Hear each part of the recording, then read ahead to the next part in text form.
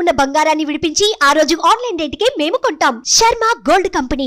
నమస్కారం, సుమన్ టీవీకి స్వాగతం. ప్రస్తుతం మనతో పాటు ఉన్నారు ప్రముఖ జ్యోతిష్య శాస్త్ర పండితులు బ్రహ్మశ్రీ సుభాష్ శర్మ గారు. గురుగారు నమస్కారం. శ్రీమాత్రే నమః. గురుగారు, ఆషాఢ ఏకాదశి, శయన ఏకాదశి, తొలి ఏకాదశిగా పిలిచేటువంటి ఈ ఏకాదశి యొక్క ప్రత్యేకత ఏమిటి? ఈ ఏకాదశి రోజు ఎటువంటి నియమాల్ని పాటించాలి? చాలా మంచి ప్రశ్న, తప్పకుండా తెలియజేస్తానమ్మా. ముందుగా ప్రేక్షకులందరికీ శ్రీమాత్రే నమః, శ్రీ గురుభ్యో నమః. జ్ఞానినాంనపి చేతాంసి దేవీ భగవతీ హిత బలాయ కృష్ణమోహాయ మహామాయ ప్రయశ్చతి. సంవత్సరానికి మనకు 24 ఏకాదశులు ఉంటాయి. మనకు కృష్ణపక్షం నందు, శుక్లపక్షం నందు, అంటే నెలకు 2 ఏకాదశులతో ప్రారంభమవుతుంది. అయితే ఏకాదశి అంటేనే ప్రతి ఒక్కరికి తెలిసినటువంటి విషయం, ఉపవాస దీక్ష వహించాలి, అలాగే భగవత్ ఆరాధన, విష్ణుమూర్తి యొక్క ఆరాధన చేయాలి అని అందరికీ తెలిసినటువంటి అంశమే. అయితే దీనికి ప్రత్యేకత, తొలి ఏకాదశికి ప్రత్యేకత ఏంటి అంటే కనుక, ఇది పూర్తిగా చాతుర్మాస దీక్షలతో ముడిపడి ఉన్నటువంటి అంశం. అలాగే ఈ తొలి ఏకాదశి అంటే మొట్టమొదటి ఏకాదశి ఆషాఢ మాసంలో వచ్చేటటువంటి ఏకాదశి మొదటి ఏకాదశిగా భావన చేసుకుంటాము. అలాగే ఈ తొలి ఏకాదశి రోజున విష్ణుమూర్తి యోగ నిద్రలోకి వెళ్ళేటటువంటి ఏకాదశి ఈ యొక్క తొలి ఏకాదశి. అంటే 4 నెలల పాటు స్వామివారు యోగ నిద్రలో ఉండి ఈ యొక్క భూమండలాన్నంతటినీ కూడా రక్షించడానికి శక్తిని పుంజుకునేటటువంటి రోజుగా భావన చేసుకుంటాము. మీన్స్ అర్థం ఏంటి అంటే, మనిషికి ఏ రకంగా భోజనం దొరికితేనే శరీరంలో శక్తి వస్తుందో, అలాగే భగవంతునికి కూడా శక్తి కావాలి. ఆ శక్తి ఎక్కడి నుంచి వస్తుంది అని అంటే గనక, మనము ఉదాహరణకి ప్రతి ఆలయానికి వెళతాము. ఏ ఆ దేవునైనా తీసుకోండి, మనం ఆలయానికి వెళ్ళేటప్పుడు మనిషి చేయవలసినటువంటి కర్తవ్యం ఏంటంటే ప్రదక్షిణ చేయడము, మొక్కులు మొక్కుకోవడము, కోరికలు కోరుకోవడము, అలాగే గుళ్ళో నైవేద్యాలు పెట్టడము. మనము ఎలాగైనా గుడికి వెళ్ళినప్పుడు ఇలాంటి కొన్ని పనులు చేస్తూ ఉంటాం. అలా చేసినప్పుడు భగవంతుడికి శక్తి అనేటటువంటిది క్షీణించుకుపోతుంది. బికాజ్ ఎట్లా అంటే, మనం కోరుకునే కోరికల ద్వారా, మనం ఆచరించేటటువంటి మొక్కుల ద్వారా, మనం భగవంతునికి అర్పించేటటువంటి అర్చనల ద్వారా ఏమవుతుంది అంటే, భగవంతుడి యొక్క శక్తి కూడా క్షీణించుకుపోయేటటువంటి లక్షణాలు ఉంటుంది. ఒక విగ్రహానికి కానివ్వండి, ఒక యంత్రానికి కానివ్వండి, ఒక ఆలయానికి కానివ్వండి, ఎక్కడైనా సరే.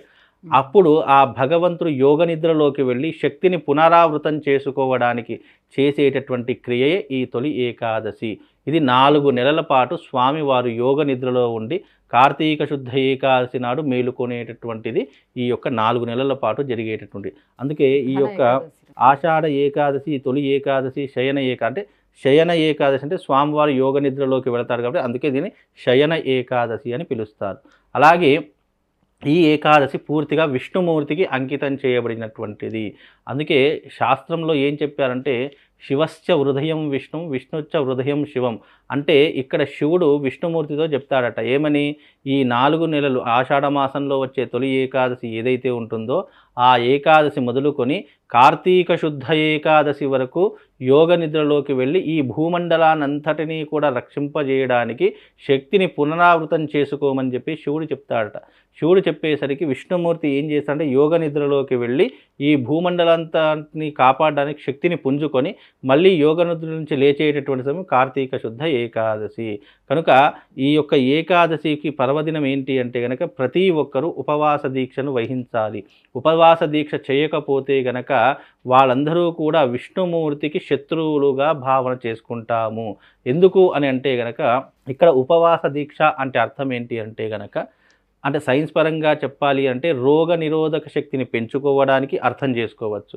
అలాగే పురాణం ప్రకారంగా చెప్పాలి అని అంటే గనక, బ్రహ్మదేవుడి యొక్క వెనక భాగం నుండి 2 చెమట చుక్కలు జారి భూమి మీద పడేసరికి అవి వరి మొక్కలుగా మారాయట.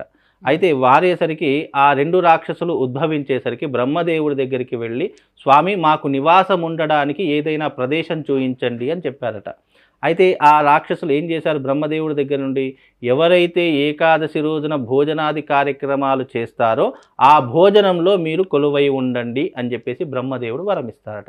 అందుకే ఏకాదశి రోజున ఎవరైతే అన్నము లాంటి పదార్థాలు భుజిస్తారో ఆ పదార్థంలో రాక్షసులు కొలువై ఉంటారు కాబట్టి ఆ పదార్థం లోపలికి వెళ్ళగానే అవి క్రిముల రూపకంగా మారి శరీరంలో అనేక రోగాలు పుట్టడానికి అవి సాక్షిభూతంగా ఉంటాయి. కనుక అందుకే ఈ యొక్క ఏకాదశి వచ్చింది అంటే అన్నం లాంటి పదార్థాలు ఎట్టి పరిస్థితుల్లో కూడా ముట్టుకోకూడదు అని పురాణ వచనం అంటే పురాణంలో చెప్పినటువంటి ఒక కథ ప్రకారం జరుగుతుంది. అలాగే ఇంకో పురాణం ప్రకారం తీసుకోవాలి అని అంటే గనక సాక్షాత్తు విష్ణుమూర్తి యోగ నిద్రలోకి వెళ్ళిన తర్వాత బలిచక్రవర్తి దగ్గరికి వెళ్ళి యోగ నిద్రలో ఉంటాడు అని చెప్పేసి కూడా మనకు పురాణ వచనం చెబుతుంది. అందుకే ఈ తొలి ఏకాదశి పూర్తిగా విష్ణుమూర్తికి అంకితం చేయాలి. అలాగే ఈ ఏకాదశి రోజున కూడా చాలామంది వ్రతాలు నియమాలు ఆచరిస్తూ ఉంటారు. అంటే పాతాళంలో ఉన్నటువంటి బలిచక్రవర్తి దగ్గరికి వెళ్ళి స్వామివారు యోగ నిద్ర దాలుస్తారు అని చెప్పేసి కూడా మనకు కొన్ని పురాణ గాథలు ఉన్నాయి. అది ఎందుకు అని అంటే గనక ఈ భూమి మీద అంటే సృష్టి స్థితిలయకారకులైనటువంటి ఈ ముగ్గురు కూడా సృష్టిని సృష్టించేవాడు బ్రహ్మదేవుడు, స్థితిని చేసేటటువంటి వాడు విష్ణుమూర్తి, లయాన్ని చేసేటటువంటి వాడు శివుడు. కాబట్టి స్థితికారకుడైనటువంటి విష్ణుమూర్తికి కూడా శక్తి రావాలి. ఆ శక్తిని పుంజుకోవాలి అంటే దానికి ఇక్కడ యోగ నిద్ర అంటే అర్థం ఏం చేసుకోవాలి? స్వామివారు ఏదో నిద్రపోతున్నారు అని కాదు, తపశ్శక్తిని పెంచుకోవడానికి తనకున్నటువంటి శక్తిని పునరావృతం చేసుకోవడానికి చేసేటటువంటిదే యోగ నిద్ర. ఆ యోగ నిద్రకు అర్థం అంటే ఏంటంటే మనం పడుకొని నిద్రపోతున్నాము అని అర్థం కాదు. మానవ సృష్టికి స్థితికి ఎలాంటి పోషక పదార్థాలు కావాలి, ఎలాంటివి సృష్టింపజేయాలి, ఎలాంటి వాటిని మనము ఈ భూమి మీద ప్రతి ఒక్క జీవరాశికి ప్రతి ఒక్క మానవుడికి అందజేయాలి అనేటటువంటి అంశాలకు ఇదమే ఈ యొక్క యోగ నిద్ర అని అర్థం. అందుకే ఈ యొక్క తొలి ఏకాదశి అనేటటువంటి పరమ పవిత్రంగా భావించారు.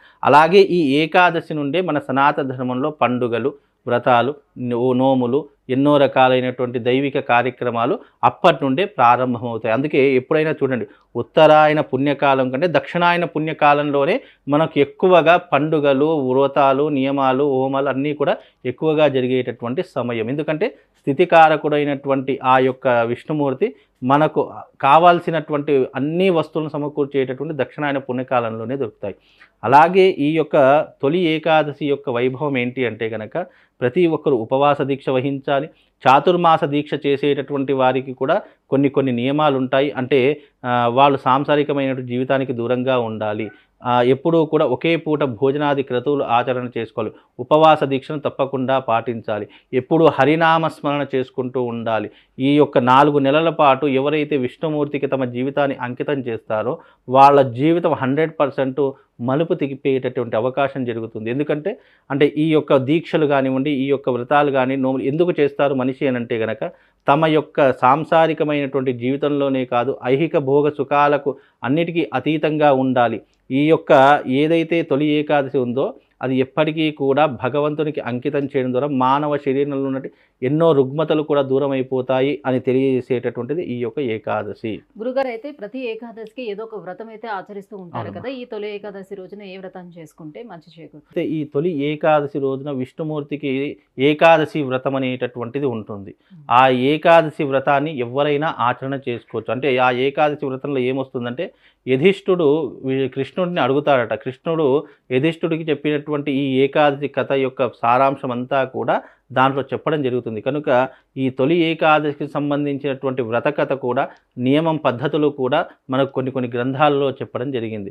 కనుక చక్కగా ఒక పీటను పెట్టుకోండి, చక్కగా ఒక పటాన్ని పెట్టుకొని దాని ముందర కలశాన్ని పెట్టుకొని 2 దీపాలు వెలిగించి గణపతి గౌరీదేవి యొక్క పూజ చేసుకొని ఆ కలశంలో విష్ణుమూర్తిని ఆవాహన చేసుకొని ఆ విష్ణుమూర్తికి ప్రీతికరమైనటువంటివి తులసీ దళాలతో అర్చన చేసుకొని స్వామివారి యొక్క కథను భక్తి శ్రద్ధలతో విన్నటువంటి వారికి పునర్జన్మ ఉండదు, విష్ణులోక ప్రాప్తి కలుగుతుంది.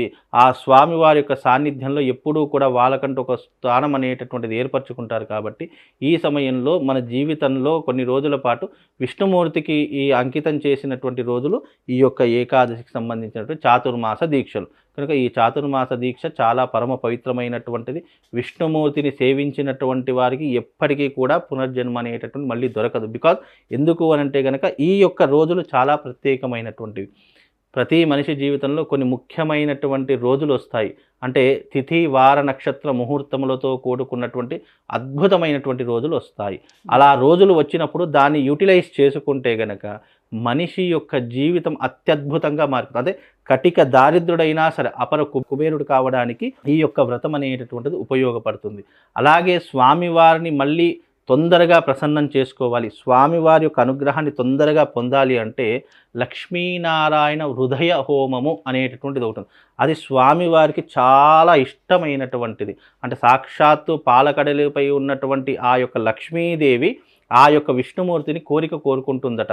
ఎప్పుడూ కూడా భక్తులు ఇప్పుడు దీపావళి వచ్చిందంటే కేవలం లక్ష్మీదేవిని మాత్రమే ఆరాధిస్తారు, ఏకాదశి వచ్చింది అంటే కేవలం విష్ణుమూర్తిని ఆరాధిస్తారు. కానీ లక్ష్మీనారాయణులు ఇద్దరినీ కలిపి ఆరాధన చేస్తే దాని యొక్క వైశిష్టం చెప్పలేనటువంటి పుణ్య ఫలితాలను కలిగిస్తుంది. అందుకే స్వామివారి యొక్క అనుగ్రహము, అమ్మవారి యొక్క అనుగ్రహము ఏకకాలంలో ఒకే సమయంలో కావాలి, అష్టైశ్వర్యాలు తులతూగాలి అని అంటే గనక దానికి చేయవలసింది ఈ యొక్క తొలి ఆషాఢ మాసం మొదలుకొని కార్తీక మాసం వరకు 4 నెలల సమయం ఉంటుంది. ఈ 4 నెలల సమయంలో ఎవరైనా సరే వాళ్ళ ఇంటి యందు కానీ దేవాలయం నందు కానీ లక్ష్మీనారాయణ హృదయ హోమము అనేటటువంటిది ఉంటుంది. అది అష్టైశ్వర్యాలకు సూచిక, అష్టైశ్వర్యాలకు ప్రతీక.